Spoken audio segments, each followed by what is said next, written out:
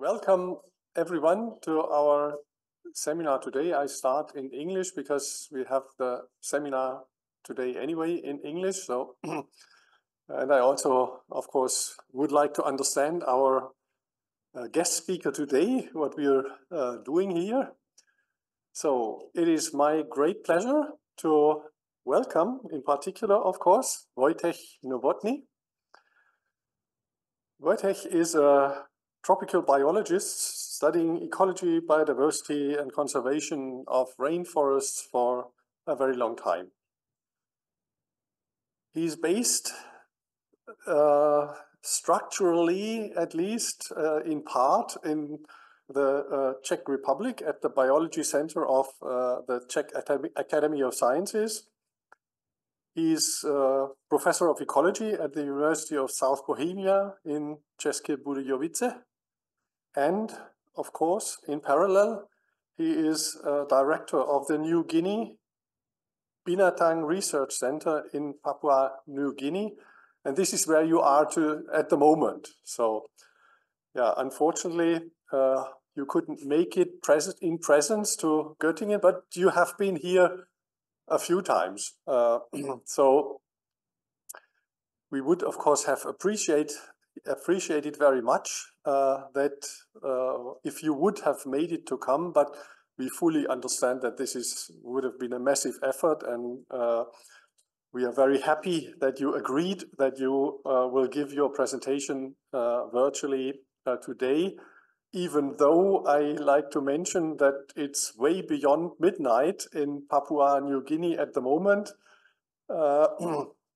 So we really appreciate that you agreed to give the talk in the middle of the night. Now, a bit more about your kind of career. You received your PhD in 1993 from the Czech Academy of Sciences. And then you have a long list of serving in tropical biology. So you served as a vice president of the Society for Tropical Ecology. You are an editor of Ecology Letters, one of the most prestigious journals in ecology. You serve as a member of the European Research Council, and you're a member of the Academia Europaea, which I don't know very well, but it's a prestigious organization. In 2018, you received the Marsh Award of the for insect conservation from the Royal Entomological Society. This was actually an event where I also was and met you briefly. You may not recall. Yeah, well, you have really pioneered the development of rainforest conservation projects, and you pioneered also kind of doing that in collaboration with native people, indigenous communities in Papua New Guinea. And among the, of course, very pioneering project was that you established a canopy crane in the rainforest of Papua New Guinea, and this was also a basis of much of the research work you've done there. You promoted research capacity building in tropical countries, particularly in Papua New Guinea, and co-developed training programs for para-ecologists and students. So you're very much engaged in also capacity building and student education. And this is actually also what basically the audience here is about. You can't see the audience, but it's a crowd of about whatever kind of 70, 80 students, mostly at least, all interested in biodiversity research. And I'm sure they are very much looking forward to your talk, and I'm also very much looking forward to it. And with this, I hand over to you and hope everything will technically work. It was all tried, so yeah, I'm looking forward to your talk. Thank you for introduction, and good evening, everybody. In case there is any technical problem, let me know, but hopefully everything will go fine. As was said, I am presently in Papua New Guinea, and that's actually the main subject of my talk. I am going to look at the rainforests of Papua New Guinea and also indigenous people.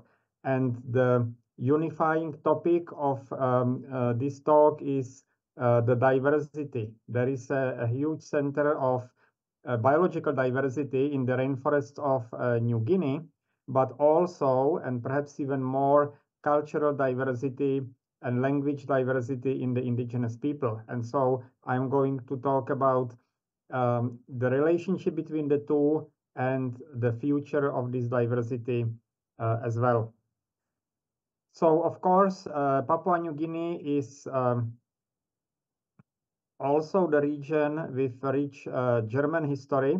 So I will start with an opening story. In 1902, August Engelhardt, a radical vegetarian and nudist from Nuremberg, set sail with a library of 1,200 books for a tiny island of Cabacon in the Bismarck archipelago to establish a colony of sun worshippers subsisting on coconuts. He died 70 years later on the Cabacon beach from malnourishment. So that's kind of stories you can get in the Pacific. And if you are interested more, then there is an interesting book, Imperium, by Christian Kracht, where you can read more. So this is an attempt to establish yet another specific culture in the region where, as we will see, there are hundreds of these cultures already present. Of course, New Guinea is the largest tropical island, and it has colonial history, which is on the intersection of the Dutch in the western part, which is currently Indonesia, and then the German colony in the north, which was New Guinea, and Papua British colony in the south. So the name of the country, Papua New Guinea, is simply a combination of two colonial names. The German colony started as a private enterprise by German New Guinea Company, 1885 to 1899, when it went financially bankrupt and the German state took over. So it's a little bit like the East India Company with the British. When we look at the old map of, from the colonial part, you can see that we actually keep some of the geographic names. So we still have Bismarck Archipelago. We no longer have New Neupommern, that's now New Britain. New Mecklenburg is now New Ireland. And then Rabaul was the capital town of the colony, which later moved to the place where we have our field station now, which is called Medeng, but it was originally called Friedrich Wilhelmshaven, which for everybody or for anybody not speaking German is obviously too long a name to survive. And then finally, we have a huge tropical river there, which was originally Kaiserin Augusta River, and now it's Sipik. So that's a little bit about ancient geography. I mentioned Rabaul as the capital of the New Guinea colony. Here you see the colonial gentleman sitting on the veranda in Rabaul. There is a fantastic harbor, excellent natural harbor, which is extremely nice countryside, as you can see. So it looks like a very well selected place for the capital city. Unfortunately, being German and therefore not having much experience with volcanic activity, what these gentlemen did not realize that they were actually sitting on top of a huge collapsed volcanic caldera, which was flooded 1400 years ago. And so it was only a matter of time before there will be another volcanic eruption, because there were actually 6 active volcanic peaks around Rabaul. And so that was the reason why after Rabaul was once again destroyed by volcanic activity, that the capital town moved to Medeng.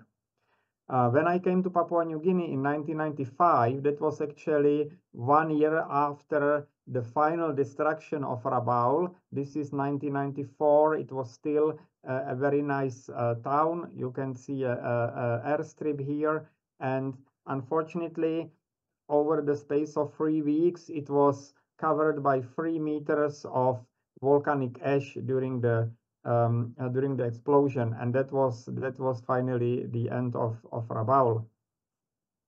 So this is the current situation. The independent country of Papua New Guinea in the eastern half of the island.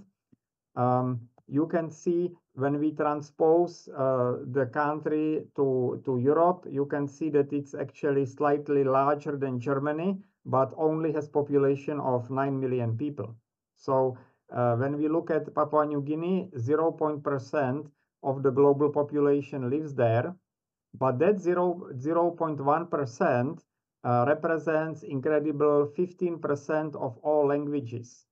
So that's the highest number of languages anywhere in the world, while at the same time it also hosts about 5% of all species of plants and animals, which is a good number, but it's not exceptional in terms of by tropical standards. But with languages and cultures, this is truly the global hotspot of diversity. So let's start with tropical forests and the biology aspect. I will start with an inspirational quote. Rainforest, it is the harmony of overwhelming and collective murder.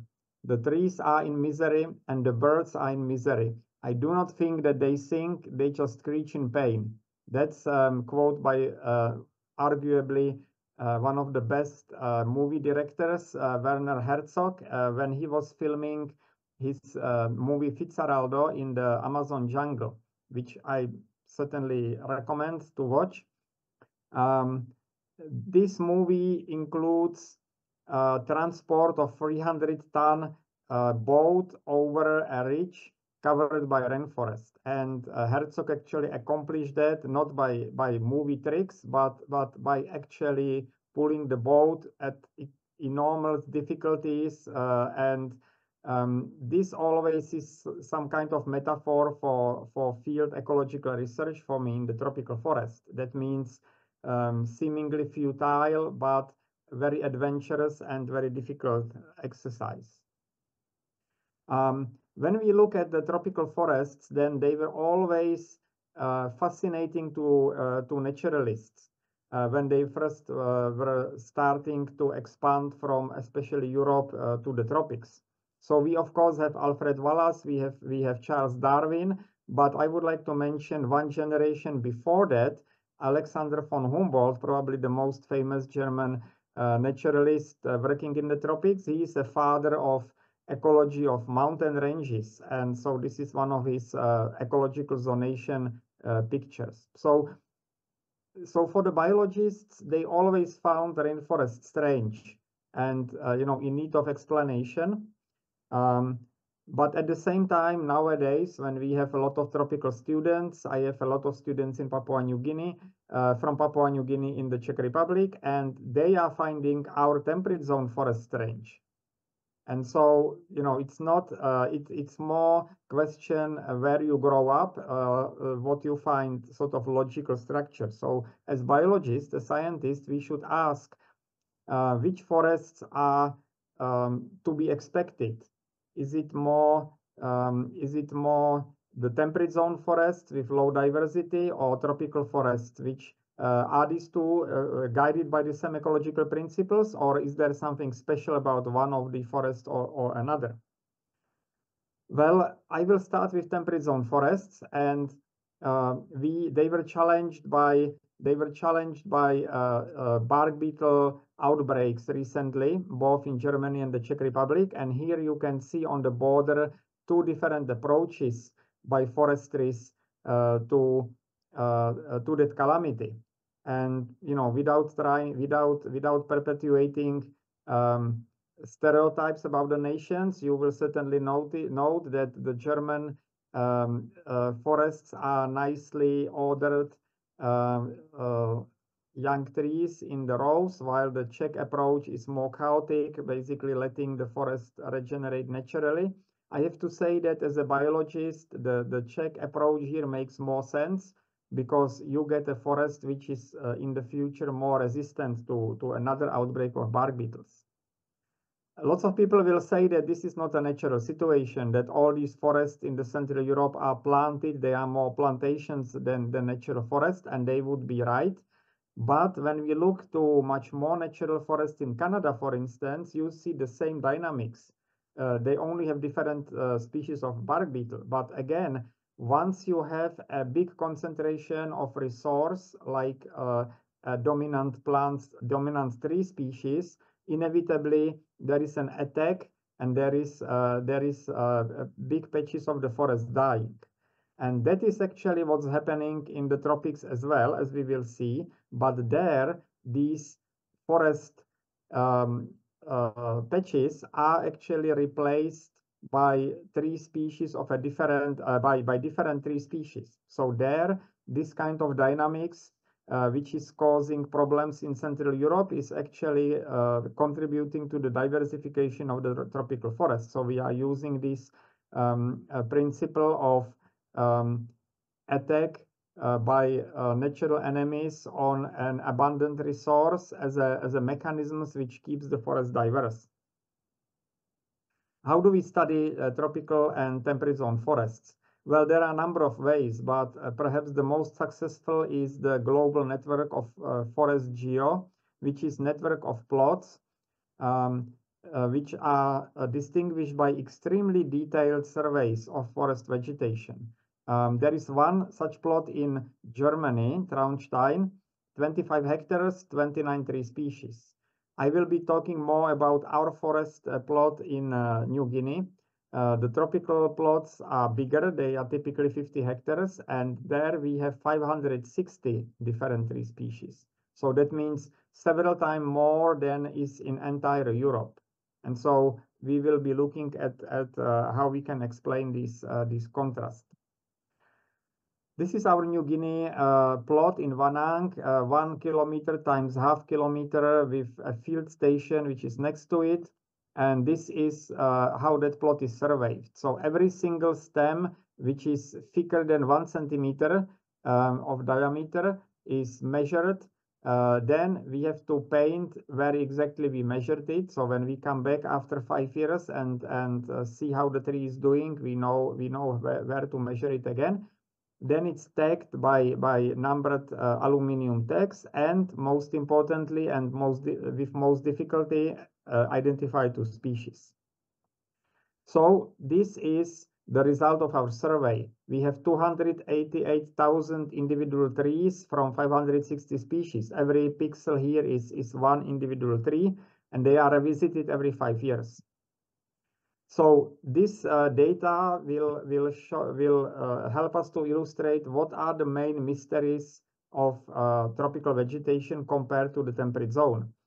One is the extreme diversity of plant species, because they are coexisting, although they are competing for typically the same things. They are competing for sunlight, for water, and for a short list of nutrients. And yet, even on a very small scale, this is a typical 20 times 20 meter plot from that large 50 hectares. And even there, we have 190 individual trees from 84 species. So again, more than in entire Europe. So the first mystery is, how come that one of few tree species which happen to be best adapted to local conditions, to soil, climate, will not prevail over the generations and dominate the forest, exactly like there is typically 1 tree species or few species dominating temperate zone forests. And then the second mystery is, why even on the small scale are the individual species so mixed in space? These are 3 most common tree species highlighted here in that 20 times 20 meter plot. And you can see that they are not forming conspecific clusters. We would expect that since the seeds are falling close to the parent tree, then some of them will recruit into next generation, and so we will have slowly expanding clusters of trees of the same species, and that's not happening here. So, you know, there is a saying that apple doesn't fall far from the tree, but actually it looks like it might not be the case in tropical forest. So these are two mysteries which need explanation. And for those of you who studied ecology, certainly know the answer for that, which is Jensen-Connell hypothesis. This is basically, again, coming back to the principle of the bark beetle attack in Central Europe. The idea is that if we have a specialized natural enemies, then they will concentrate on large resource they have in the forest. And so first, they will be on the parent trees, and then these parent trees will serve both as source of seeds. So this is the seed fall, which of course, the further you go from the tree, the fewer seeds you have. This is general principle, although how flat is that curve depends how efficient is the dispersal of the seeds. Can be very efficient if there are frugivores like bats or birds dispersing seeds. And then there is a seed survival, which goes in opposite direction. So the percentage of seed surviving is increasing with distance from the tree, because the tree also serves to infect the seeds with pathogenic fungi, to colonize them by specialized herbivores and seed predators.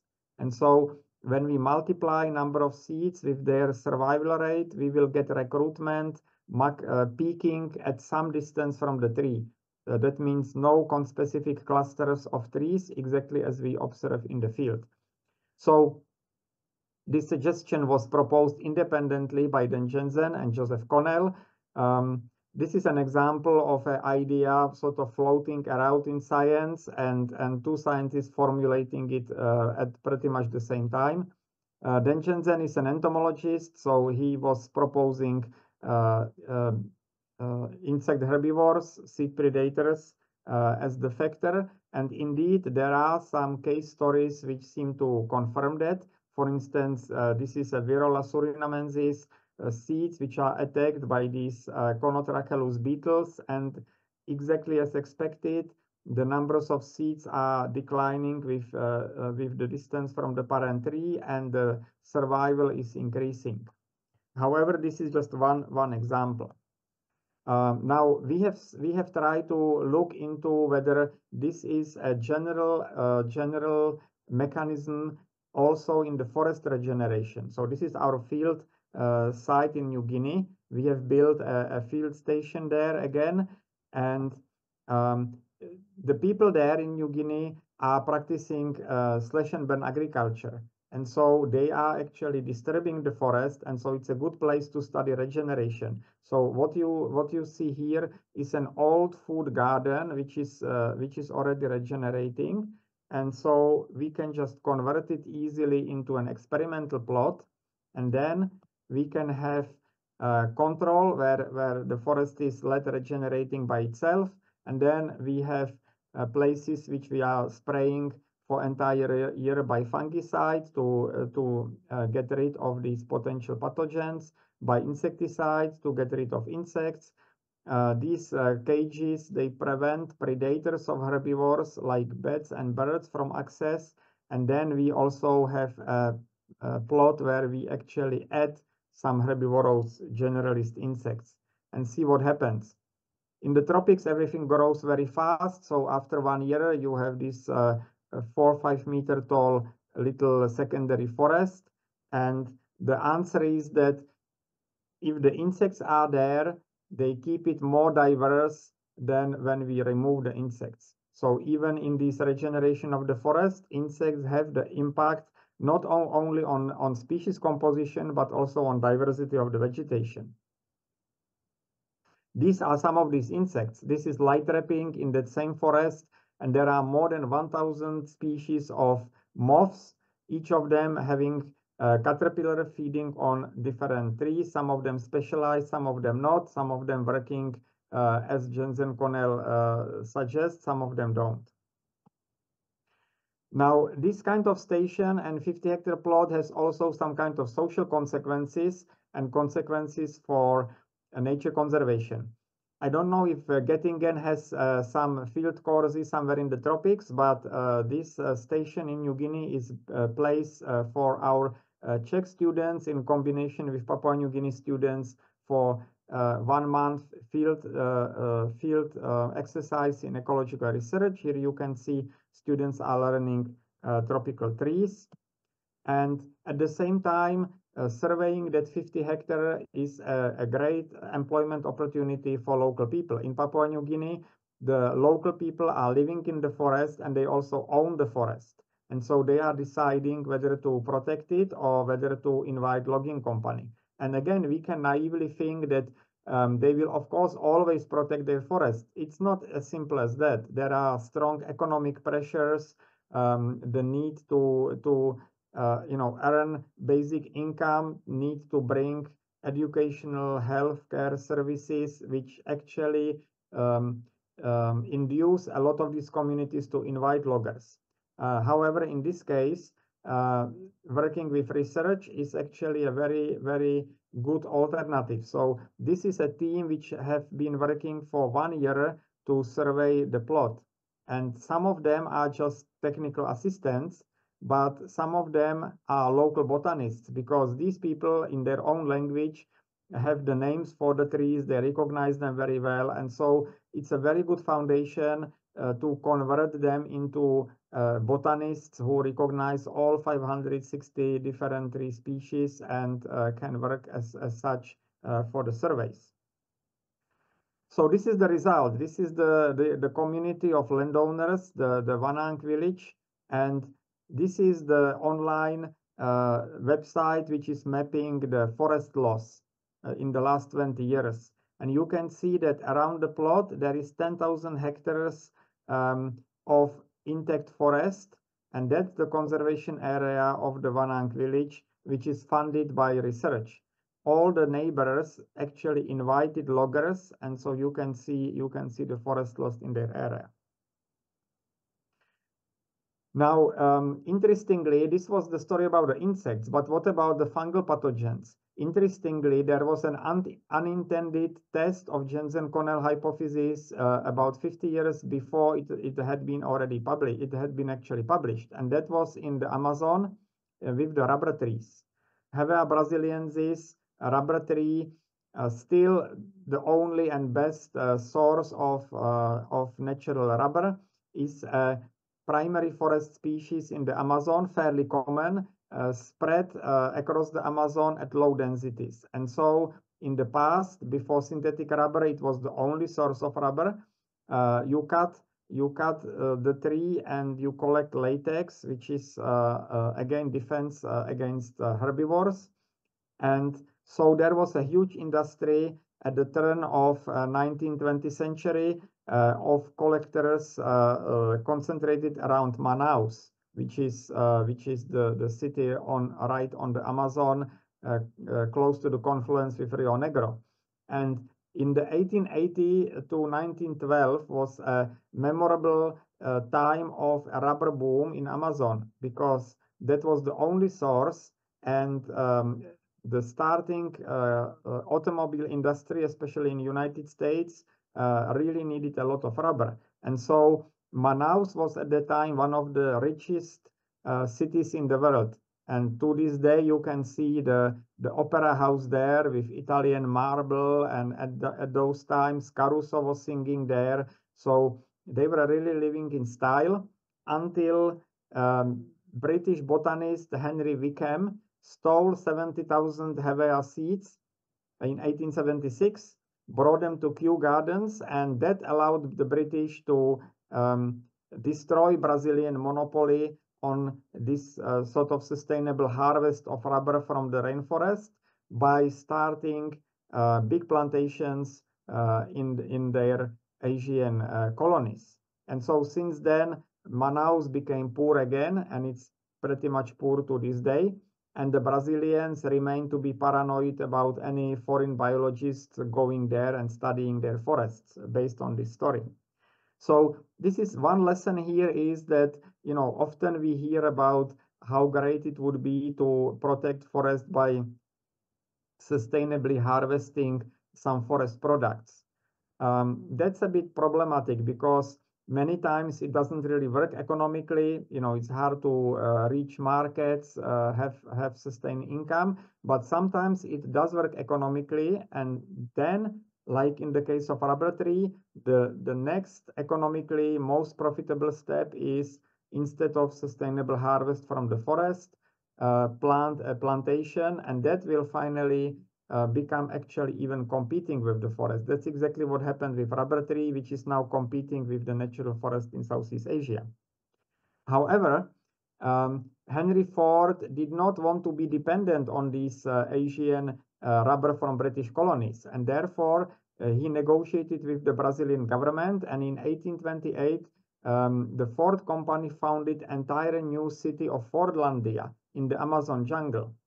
And the idea was to start a huge plantations of rubber trees around it and get rubber from there.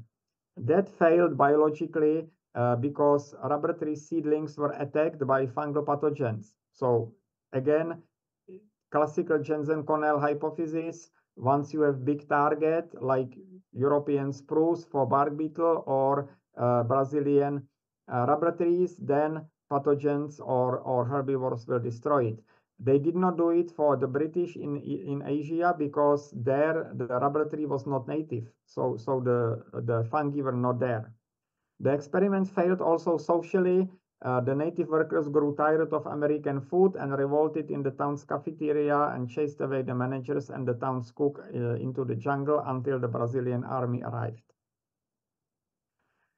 Okay, before moving away from the rainforest, I would like to make 3 points for those who are not really specialists in tropical botany. I picked up 3 well-known rainforest plants: vanilla, coffee, and banana. So let's start with vanilla. Okay, apart from flower business, vanilla is the only orchid which is commercially used and which is edible. However, tropical rainforests are surprisingly rich in orchids. New Guinea has 13,000 species of plants, and more than 20% of them, 2,800, are epiphytic orchids. You can see some of them here in this orchid house. So we can ask a rhetorical question: what would happen if all 2,800 species of orchids from New Guinea disappeared overnight? Or even if all 18,500 of world species of orchid disappeared overnight? Well, biologically, almost nothing would happen. They have very, very minimum biomass.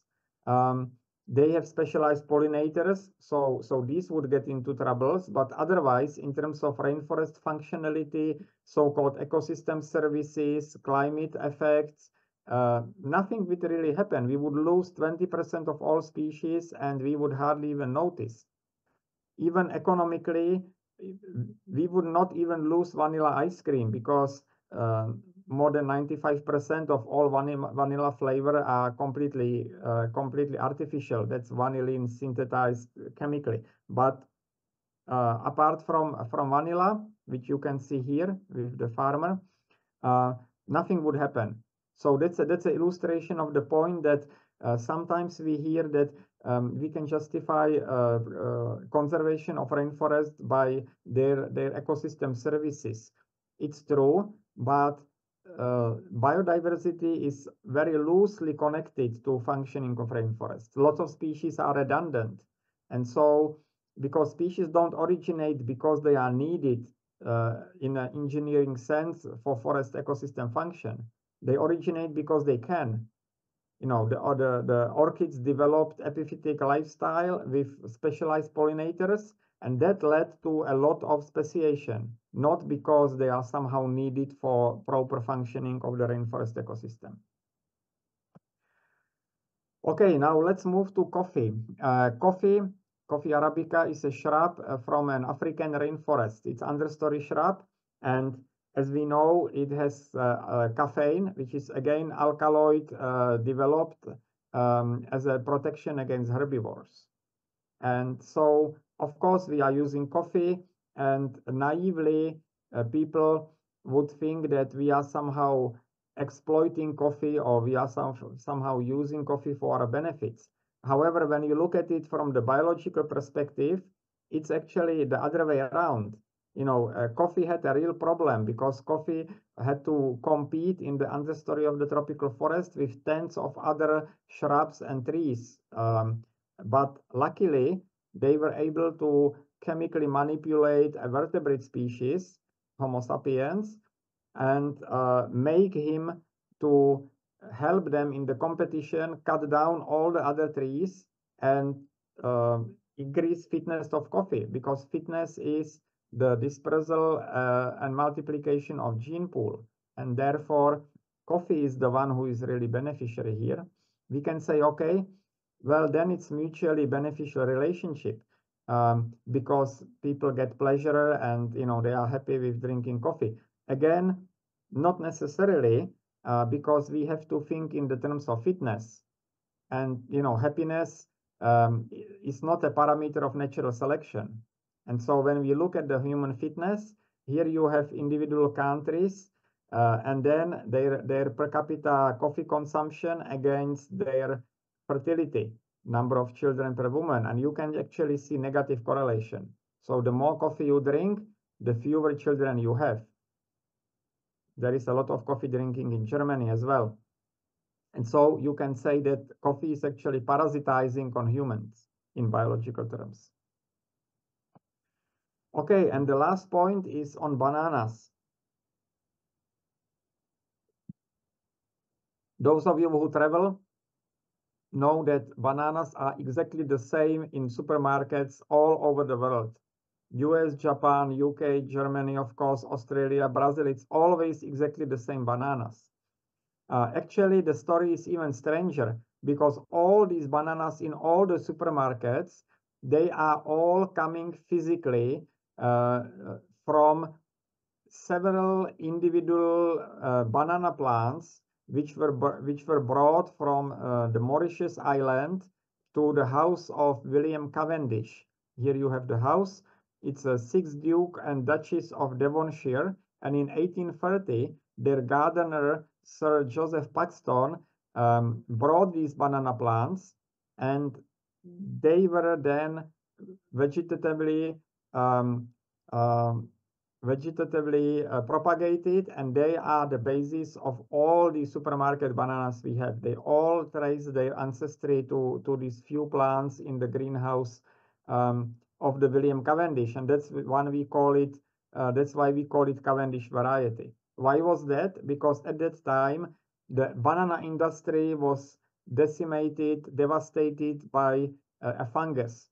So again, once we have plantations, there is fungus. We are going back to the same principle as before with the rubber trees in Brazil or bark beetles in Central Europe. And so that Fusarium oxyporum somehow did not affect what we have now as a Cavendish variety. So basically, we are now just waiting for another disaster to happen because all these bananas are genetically very uniform, and that's why it's so important that in New Guinea, where banana was domesticated, it's one of the countries where it was domesticated, there is a large genetic pool and genetic variability being maintained. That's insurance for the next catastrophe. Okay, and so I will move now from rainforest to people and to culture. So when we look at New Guinea, it's a inhabited country by indigenous populations, and this is one of the type of landscape. This is completely inhabited landscape, but you can't see any signs of human population. This is actually a very dynamic, wild landscape there. But then you have a completely different type of landscape in the highlands, which is a mosaic of villages, grasslands, food gardens, and patches of forest. It's a very sustainable, fairly species diverse, and very pleasant landscape to inhabit. Also economically productive. So, you know, this is actually very similar to the type of countryside we like in Central Europe. So you can say, well, you know, why are not Papua New Guineans living in the modified country, which is pleasant to inhabit and economically more productive everywhere? Well, the answer is that, you know, again, the naive answer is that indigenous people care for the rainforest and they live in harmony with the rainforest, and therefore they manage to protect it like it is. Well, in fact, the problem is that not everybody could form their landscapes the way they like to, because there are just too low population density in the lowlands. This is actually a general trend in the tropics, which we can see in New Guinea as well, that unlike in Europe, the lowlands have very low population density, and the peak density is at the highlands. Here in New Guinea, it's about 1,700 meters. So all the lowlands, even after the 70 years of population growth, are still inhabited by less than 5 people per square kilometer. And so, especially with the stone tools, until recently, there was no way how they could actually modify that landscape. Why such low population density? Well, one of the explanation is that lowlands are very unhealthy and have a lot of pathogens, especially malaria. Malaria is a purely human disease. 4 different types of Plasmodium. They are all transmitted by Anopheles mosquitoes, and they again most likely functioned before medication as a controlling factor of human population. When population grows in density, transmission becomes more easy, mortality increases, population density goes down. Why do we think it was such an important factor? Because in New Guinea and elsewhere as well, there is entire range of mutations of red cells, of erythrocytes. Each of these mutation is actually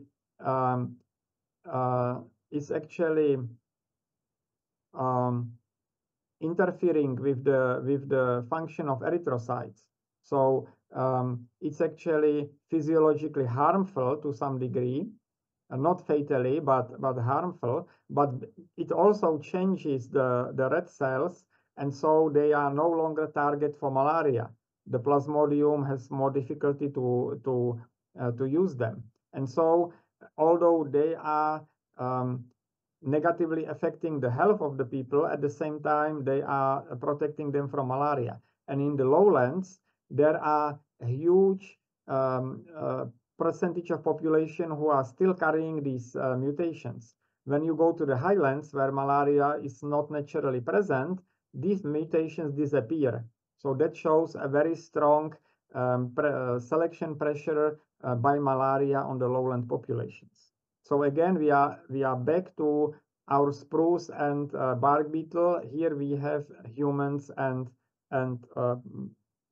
malaria Plasmodium. Again, same principle. Large resource means a big attack by pathogens. That's why, by the way, mosquito is the most lethal animal when it comes to human mortality in the world, because of transmission of not only malaria but also dengue fever.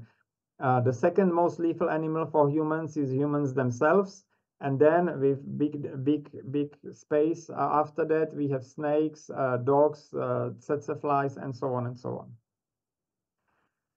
Okay, so this is how Papua New Guineans live. Now the question is what they actually want. What's the preferred type of landscape now when there is a technology to achieve it? This is one of the remote places where there is no road, and so you can go there by airstrip. They have a school there, and my colleagues, anthropologists, actually went to that school, and they asked children to draw their ideas about the future of their village. And these are 3 examples, but every single drawing had cars and roads coming to the village, in addition to some other modern conveniences, electricity, water system, and so on. Most of these children have never seen a car in their life, but still there is this expectation that all this will come to the village. It's not only children. In New Guinea, roads are the most frequent election promise, and no wonder, because the distance from the road is the single most important determinant of living standards. Not only the ability of people to sell their crops, but also how expensive it is to buy things, how accessible is education, healthcare. And so, again, sometimes indigenous people in the media are portrayed as those who really want to be isolated and be left alone to their lifestyle. There are some tribes like that in the Amazon, but that's globally seeing, that's exceptional. There are pretty much nobody like that in Papua New Guinea. They all wanted to be connected. Doesn't mean they don't want to continue in their own culture, but at the same time, isolation is certainly not what they want. This is an example, for instance, for coffee farmers. If you have to airlift your coffee, you lose 50% of your profits. And also logging, which brings roads of very low quality, is actually successful partly in New Guinea exactly because people want roads. And so in addition to some royalties for logging and some employment, bringing road is one of the major benefits. It's not only roads, but information as well. Yeah, I have seen entire transition from slit drums. This is so-called garamut. This is drum where you can signal like village meeting or lots of other signals by like Morse code by beating drum in certain pattern. And now, of course, about 90% of population have mobile phones. Sometimes the mobile signal is even in places where there are no roads. And that has a big, that has a big impact on the population. Suddenly, all the internet is open. And the news from this month is that Starlink, Elon Musk Starlink will be coming to PNG as well. And again, everybody is excited about it. So when we ask whether rainforest tribes want to be left alone or rather to buy an iPhone, then the answer is very clear. This is actually true historically. Papua New Guinea is exceptional also as the place of the first contact in human history. In 1930s, there were 1 million Highlanders living isolated in the middle of the country with no idea that oceans exist, no idea about other continents, and also they were uncontacted by then the British and Australian colonizers. And so in the 1932, there were Australian patrols, and this is the photograph from one such first contact. And then slowly over the next 20 years, they contacted the rest of the country. So this is the last really big contact, and it's who is more interested in that, there is a book called First Contact, and it's actually a fairly happy story. There has been very few conflicts, considering that these were 2 very different civilizations. Papua New Guineans had no writing. They had also only stone tools. So it was really sort of Stone Age. This is currently the biggest town in the highlands is Mount Hagen, and that was founded in the place where the plane first landed, as you can see here. And so in that story, again, these first contacted people were very keen and they to absorb, you know, the influences from outside, and they successfully did so. So again, there is this kind of propensity to, like with most other people, to really be curious about others rather than trying to be isolated. This is all a relatively recent story. The grandmother of one of my staff in New Guinea was actually already married when her village was contacted for the first time. So that brings us to the another big feature of New Guinea, which is cultural diversity, and that's quite fascinating. In the whole island of New Guinea, there are 11 million people, and they are speaking approximately 1,000 languages. About half of these languages have between 300 and 3,500 speakers. So, you know, something by European standards completely unimaginable. How this originated? Well, again, like with the species, it's not because cultures are needed, it's because there is conditions for them to originate, and these conditions are isolation. So like again with species. Now, when we have hundreds of languages, there are some interesting features for some of them. Like with species, when we have a lot of species, some of them are bizarre. They have different, you know, strange morphology, strange behavior. For languages, I will give you two interesting examples. One is in the place where we are working as biologists. It's Yupno language, and only recently, this was published 10 years ago, it was discovered that while we and other languages in Europe and elsewhere, we basically place future automatically in front of us and past at the back of us. And our body language confirms that, sorry, our body language confirms that if we speak about the future, we will point to front of us. In the Yupno language, they locate future to one specific location and past into another specific location.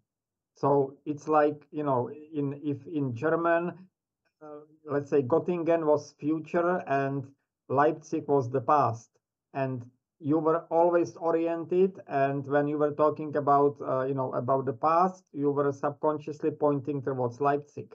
So that's how it works in Yupno.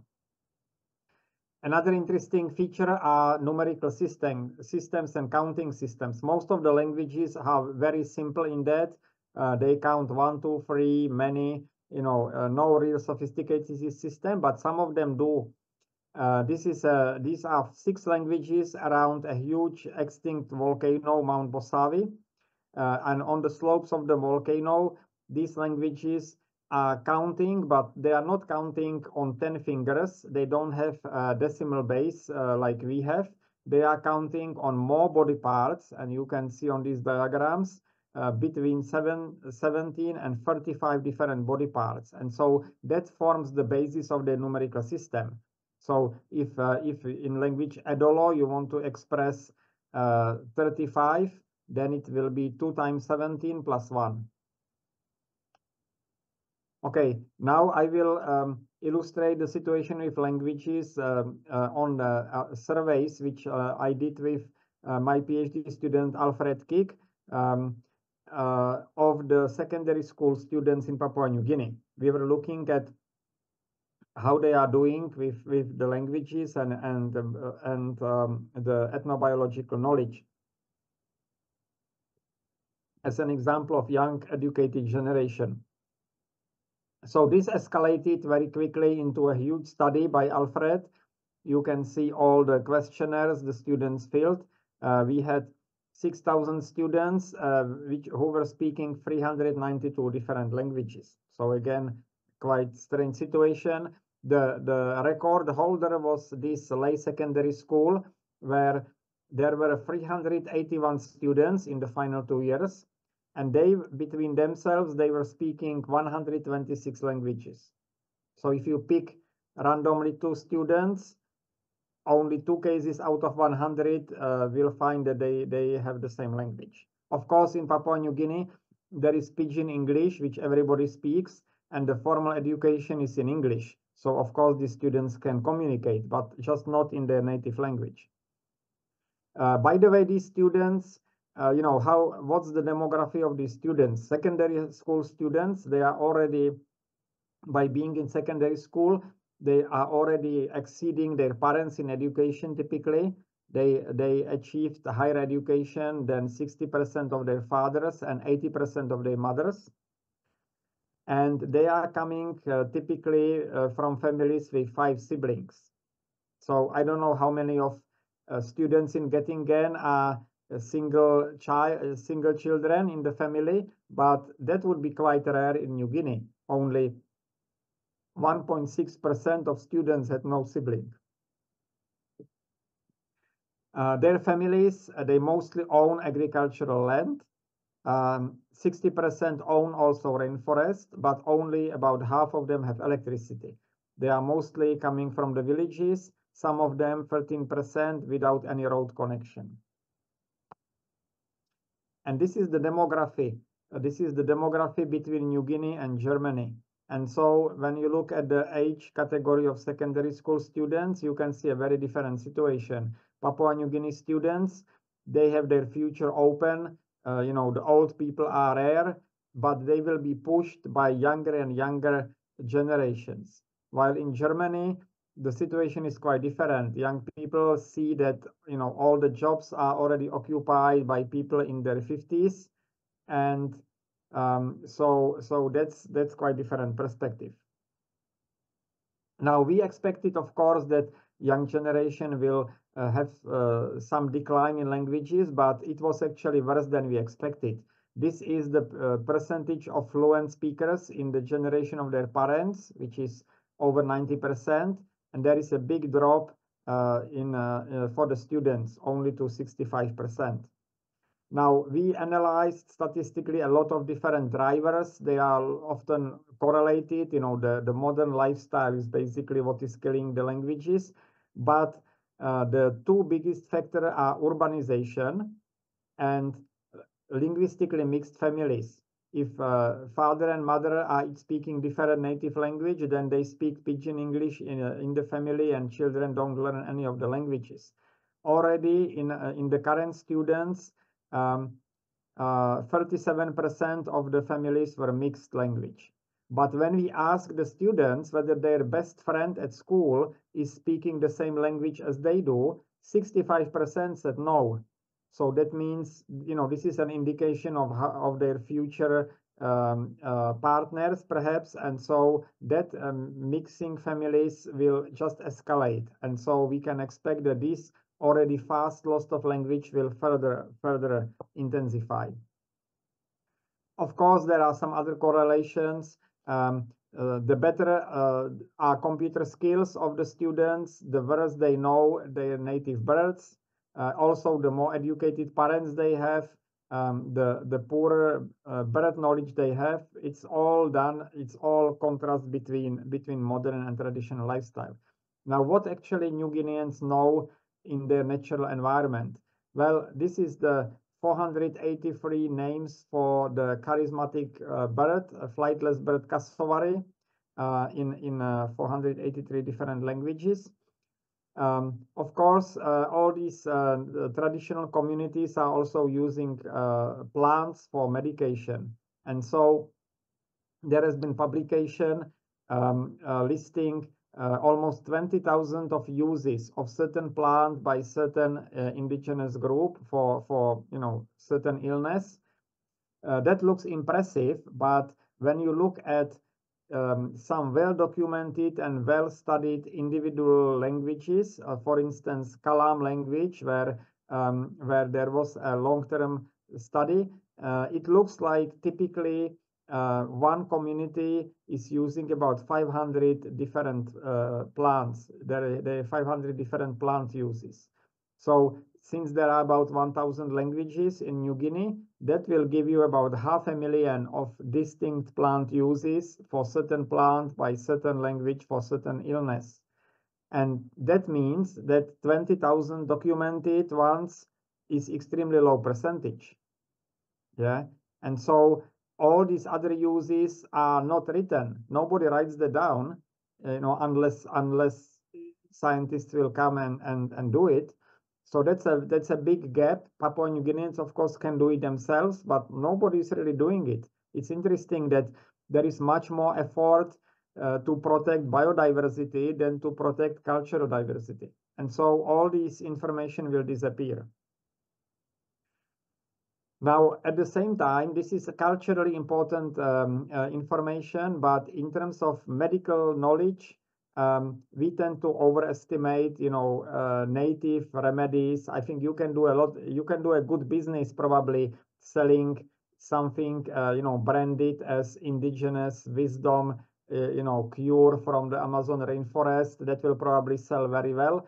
But in fact, lots of these medicinal uses are placebo. Why I'm saying that? Well, you just consider that these were developed in small populations. Most languages, half of the languages have between 300 and 3,500 speakers. So that means low replication per disease.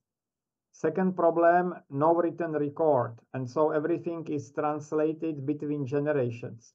Sooner or later, in small community, you are bound to have a useless generation where nobody will really be good to learn everything, and then will lose all the accumulated knowledge. There are like lots of knowledge in the medieval ages in Europe were forgotten and lost, but then rediscovered in the old manuscripts. That's not the case in New Guinea or other indigenous communities.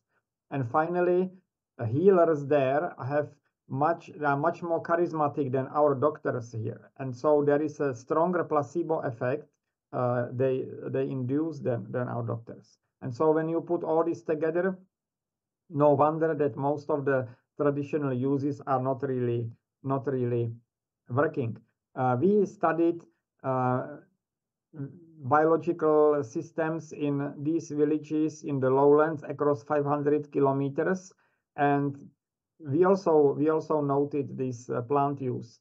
The baskets were always done from the same tree species because it's easy to test mechanical strength, while the same plant species was used to treat very different illnesses in different villages, which is already suspect. You would expect there will be some kind of convergence, and that convergence is not there. When you look at, example, there was again a study on that.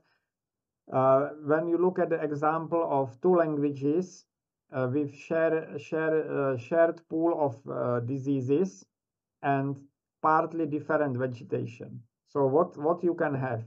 You can have different uses of plants simply because there are different plant species in each language. So that's about 42% of interactions, which is okay. But then you have cultural turnover. So that means you have the same plant species and same diseases, but the use are different. And that's again fully 42%. And then you have the convergence you would expect, same plant species for the same disease. This is Czech Republic, but it could easily be East Germany as well, I guess. And I just showed sort of outlined the typical size of New Guinea language in each of these blocks. So just imagine that these neighbors have to not write down, but remember all the medical knowledge and pass it on their children and have to do it generation after generation. Would you trust that kind of expertise? Hardly so. So finally, I would just conclude that, so what is the future for New Guinea diversity of cultures? I mean, it's definitely suffering, but with all the loss of the isolation in the past. This is a cultural show in the New Guinea Highlands in the 1950s, which was actually the idea of Australians, and they brought different tribes together, and it was absolutely fantastic success because Papua New Guineans themselves, they had no idea about the culture of their neighbors. You know, they knew few immediate neighbors, but you couldn't travel in the pre-colonial times. You couldn't travel across New Guinea because of the hostile interactions between tribes. And so Papua New Guineans were living on the island with 1,000 languages, but had absolutely no idea there were 1,000 languages. It's only colonial time where they could travel, which make them to appreciate all this diversity, but at the same time, by being able to see it and appreciate it, it's also the almost inevitable way how we will finally lose it. That cultural show continues to this day, and it's really, you know, you see the audience, there are some tourists, but it's not done for tourists. It's a sort of genuine interest. And so that leads us to attitude of New Guineans. They are positive towards maintaining culture. This is an example from medical school graduation of the student and his father. When we asked the secondary school students whether they want to teach language to their future children, most of them said yes, at least those who still spoke the language. But when we asked why, then only very few said that it was practical. Most of them decided so on cultural reasons.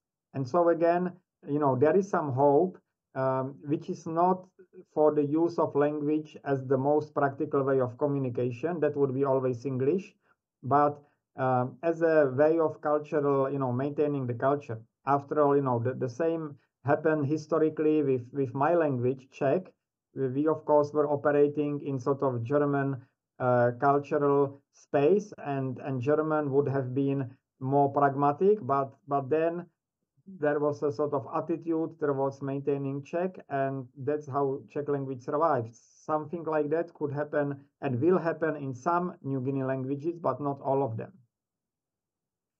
Okay, so that's pretty much all I have, except I will finish with 2 points.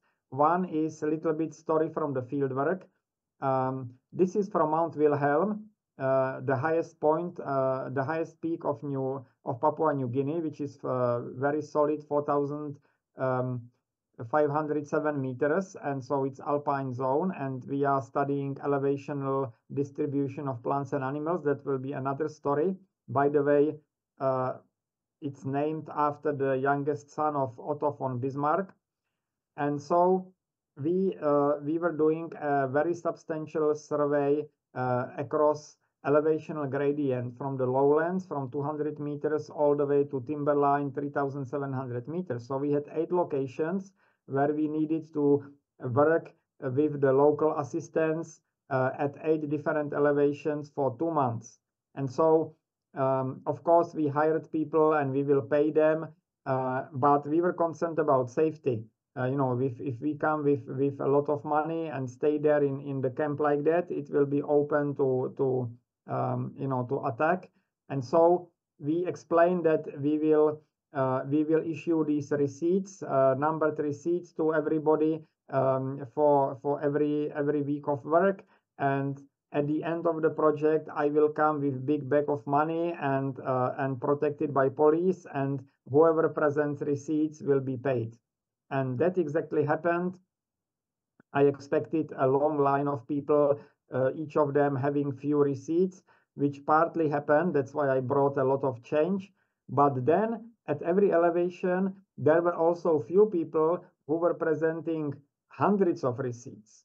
And they were legitimate receipts, so you know, we paid them. But I was sort of intrigued how it happened, and so was explained that when people wanted to buy something in the village shop, they didn't want to wait 2 months, of course, and so they were using these receipts as a currency. And the shop owners were accepting them below the nominal value, so they will finally make some profit on that. But then these receipts were also circulating between the villages, and then the few villagers who had some relatives in town with some salaried position and therefore access to cash, they even turned to ad hoc bankers and they started actively buying the receipts at as low as 70% of their nominal value. And so these bankers were now changing their receipts. So we calculated that in this way, we introduced a new currency basically on the slopes of Mount Wilhelm, and the capitalist system with bankers. And over these 2 months, about 50% of all the receipts concentrated in the hands of, few people. So that's the unregulated capitalism for you. And final point, I am now in Port Moresby, and unfortunately, yesterday we had the biggest disturbance in the history of independent Papua New Guinea in Port Moresby, where police was not happy with the pay, and therefore they went on strike. And so they announced that they will not be basically, attending to crimes. And that only took 2 hours when the news spread, where hundreds and later thousands of people went ransacking the shops, stealing and burning down the shops. So there was complete chaos in the city. So, it's often here, you can often hear that we are very, our civilization is very vulnerable, and we are very, very short distance from chaos. This was really when the city went from complete order to complete chaos in half a day. Nowadays it's stabilized again, but this is basically one of the factor of that tribal culture, that living in the cities is something which is kind of new lifestyle, which is obviously not really still well established in Papua New Guinea, especially when you compare it with the German protest of the farmers, where I understand no burning of supermarkets happened. So that's all I have to say. This is the acknowledgements to my New Guinea colleagues and my colleagues in the Czech Republic, and thank you for the attention. Yeah, thank you very much for this impressive talk from a very remote location from our perspective. Now I'm opening the discussion, and we do have people circulating the microphones, and yeah, please. Any comments and questions?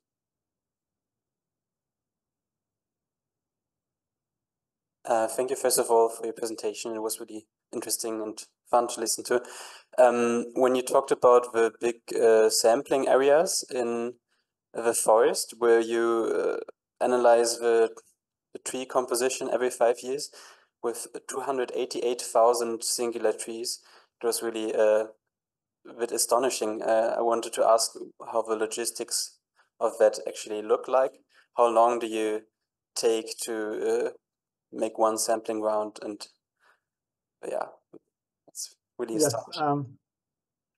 Yes, this is actually, this is quite an exercise, and especially at our plot, which is not accessible by road.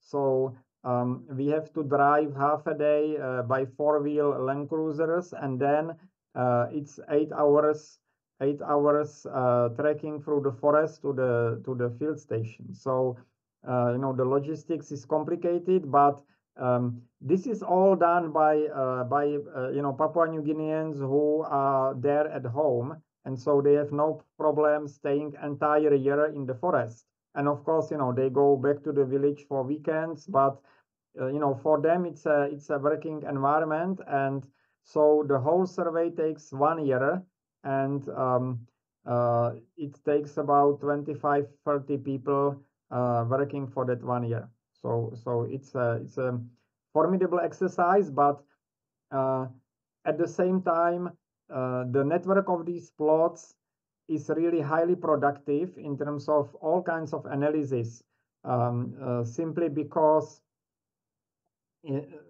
we don't have there is no local replication. Yeah, there is one plot in island of New Guinea, but since there are replicated plots across the tropics, then that allows lots of interesting analysis which have some generality across the tropics. Yeah, again, thanks a lot for the very interesting talk. I have a question about this language diversity you mentioned. You always hear this about Papua New Guinea, and I was wondering whether it's specific to the eastern part of the island, or it looked a bit on the map as if the diversity was higher. And if there's a difference, do you know why? Yes, there is a difference, but it's really hard to say why. There is the real maximum is in the lowlands of the northeastern part, and so the Indonesian part is less diverse, but it's partly because lower population size also. But in Papua New Guinea, the southern part, the former British colony, is also lower diversity, and it's really hard to say why, because the geography and climate is pretty much the same, yeah, and so there is some kind of runaway fragmentation in the northern part, which that fragmentation is almost certainly social one. It was how the tribes were fragmenting and then getting hostile. There are no obvious geographic barriers which would separate languages, and so this is sort of historical, somehow historically defined, but it's very hard to explain how it happened. One thing which might shed some light on this, we are still waiting for a proper phylogeny where we would look at relationship between languages and also genetic relationships between people, trying to reconstruct how the populations were moving. There are some early studies on that, and actually we are running out of time because, as I said, the number of mixed families are increasing, and so in 1 or 2 generations, we will get basically quite a homogeneous population, because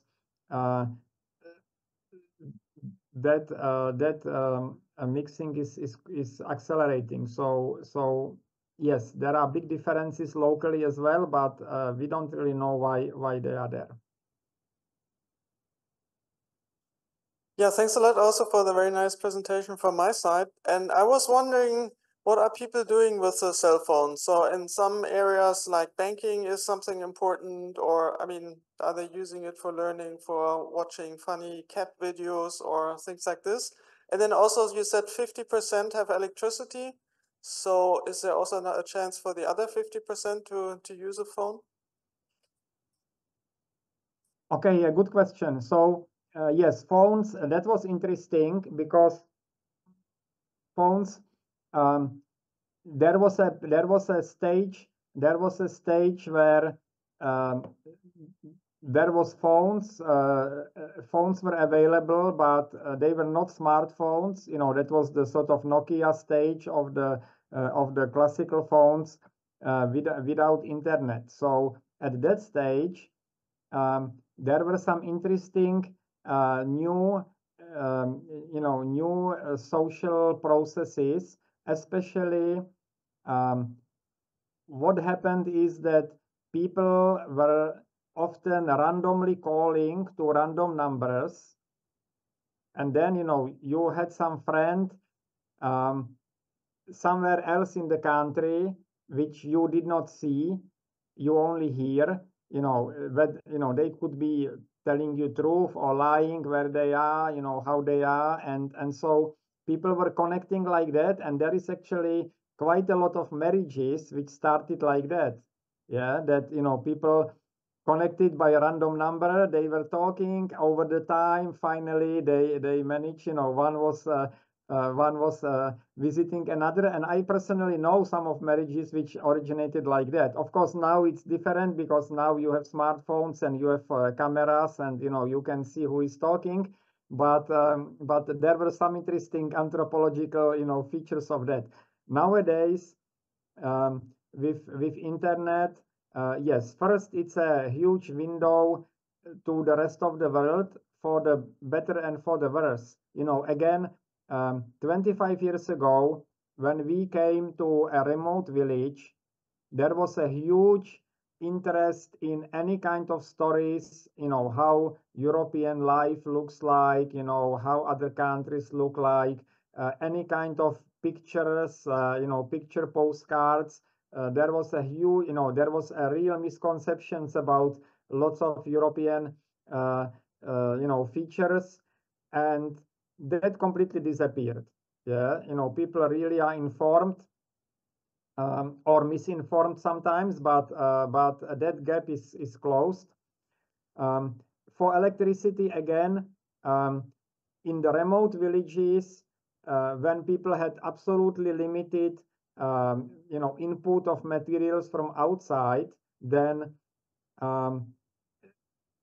what people would buy for their money, it was kerosene to their lamps, and then salt, and then machetes as you know, as tools. So these were basically, and then you know, t-shirts, basically clothes, but these were the main inputs. Of course, kerosene now is no longer needed because with solar panels, at least lights and recharging of the phones are solved. So that was definitely a you know, a lifestyle improvement. Thank you for this nice talk. I was wondering, you said that 0.1% or roughly something like this of people worldwide come from Papua New Guinea, but 15% of languages are spoken there. Is anything known about how many languages there are in the world and how many are still not described? So of course, from species, we know that many species are not described, but how does this look like for languages? Okay, yes, there are about 7,000 languages. Now the number is a bit flexible because it also depends, you know, in biology we know that we have taxonomies who are called splitters and lumpers. Yeah, so basically depends how narrow is your definition of species. The same goes for languages. You know, we can argue whether you know, you have two languages or whether you have just a dialect. But you know, broadly speaking, 7,000. And so yes, you can have, you know, new languages, but it's more like a reclassification, you know, when you discover some more differences which would justify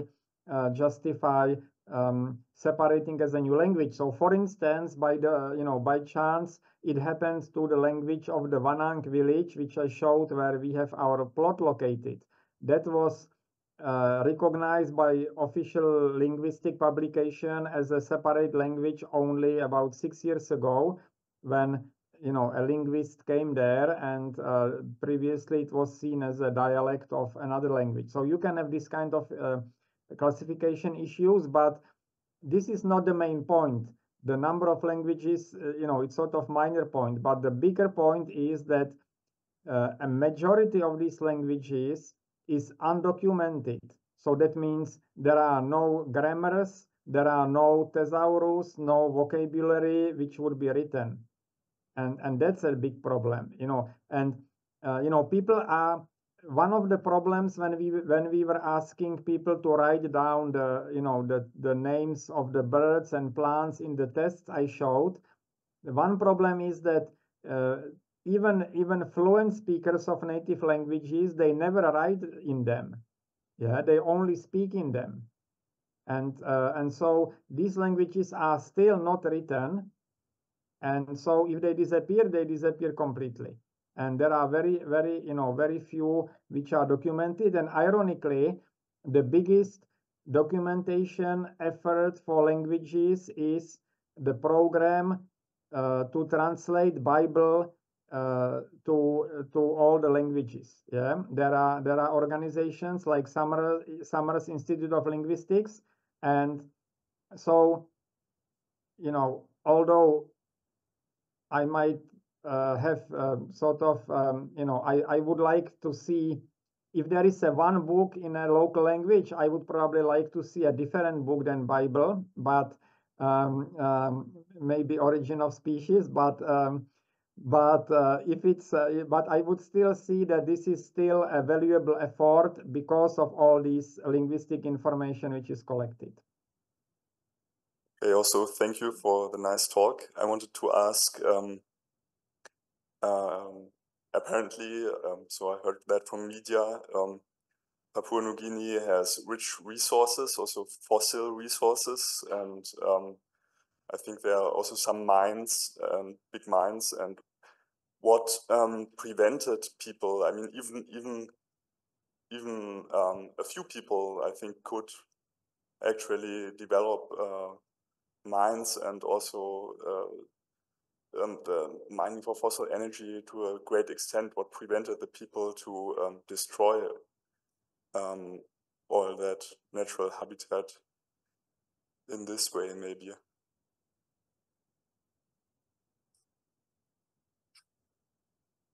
Oh, okay. Yes, New Guinea, the economy of New Guinea is based pretty much on mining and oil and gas industry. And I mentioned that the traditional ownership of land is recognized by law in New Guinea. So people can decide whether to invite logging company or not, or whether to protect the forest. However, mineral resources are the ownership of the government. So the government decides whether to do mining projects or not, but at the same time, they still have to get consent of people, and they still have to pay compensation to landowners for having projects on their land. And so this, the local people, whether they would be able to stop a project, probably yes, but it would take a very strong, coordinated effort. And at the same time, the compensation indigenous people get for mining or gas projects is quite substantial. And so, we are talking about, let's say, millions of euros on that order per family. Yeah. So, there is, for instance, there is a Octedi mine, which is a copper mine, and, the landowners, it's a very remote place, and the landowners, among other things, built a Hilton hotel in Port Moresby from the proceeds of that mine, and they are operating it. So, there is this sort of financial side of it. Still, there are usually controversies. Still, some people don't want to have this kind of project developed on their land. The open cast mining, especially gold and copper, are more controversial. There are also natural gas projects. There are actually two big gas projects, one by ExxonMobil and one by Total Energies. And that is actually more contentious because, on one hand, you can say, we should not be developing new gas projects because of global warming. On the other hand, if we have to get gas, then I am actually quite in favor of these projects, because if we do have to get gas, I would rather see it from Papua New Guinea than from, Saudi Arabia. Because here in Papua New Guinea, the gas projects actually maintain the rainforest almost intact, and at the same time pay, substantial royalties, so that people are no longer needing to invite logging companies. So they, paradoxically, gas projects can actually have positive effect on rainforest conservation, because the footprint of gas project is very limited. You get a drilling station, and then you get an underground pipeline, where the forest can regenerate again, and that's it. And so I would say mining is generally a problem. Gas industry less so. But of course, there are general problems of country being dependent on resource extraction like that, because you don't get much employment, you don't develop your manufacturing capacity, and so it's always very difficult to strike some kind of balance between economic aspiration of people and rainforest protection. So on that score, I would say natural gas is not the worst possible solution.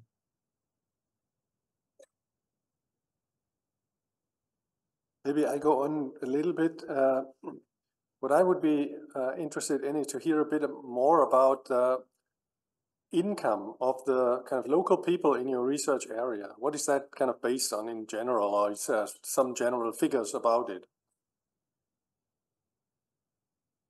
Okay. Well, again, for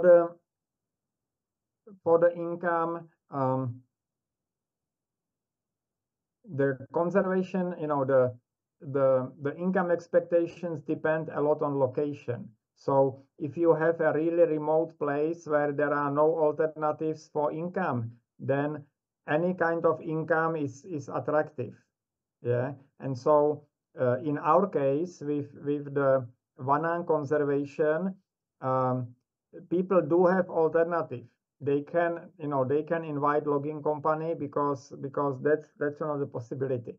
So for our conservation project, we have estimated it costs about 10 euros per hectare and year to in terms of income to protect it. So that's so the whole community gets about 100,000 euros a year in income. It's not a donation, it's earned income by employment mostly. So that gives you about the approximate idea, which would be more than enough in more remote places, and it will not be enough in some places where people have additional possibilities, like commuting to town for employment and maybe using their land to establish coffee plantations and so on. This kind of competition with the forest, because logging is one serious competitor with conservation, but actually selective logging is not a complete disaster. The forest is still there, and the selective logging is not really catastrophic. But what is a real problem is conversion into oil palm or coffee. Once you convert it into plantation, then biodiversity is lost. So for the future, that is the biggest problem, and we see it already in Malaysia, Indonesia. That's the biggest factor in forest loss. So I think that's my main concern for the future. Hi, more curiosity question about the background you have on your picture, because it looks like a herbarium to me, but I didn't know if it was that or not, so I'm curious about that. Yes, that's a background photo, but it's a photo from herbarium at our field station. So this is from the 50-hectare plot, yes. Well, something I would also be curious about is know a bit more about the kind of biogeographic kind of affiliations of the plants, but also kind of animals. I mean, small animals. I mean, New Guinea is young and geologically, yeah, and it's a peculiar place in between Southeast Asia and Australia. You didn't talk much about that.